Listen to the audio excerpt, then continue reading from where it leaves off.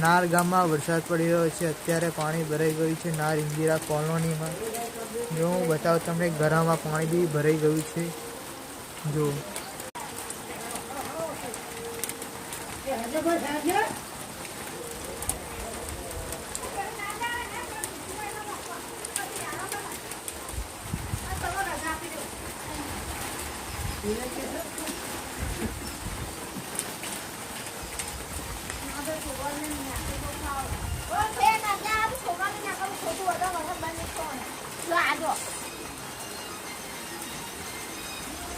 મને રાખીએ વિડીયો ક્યાં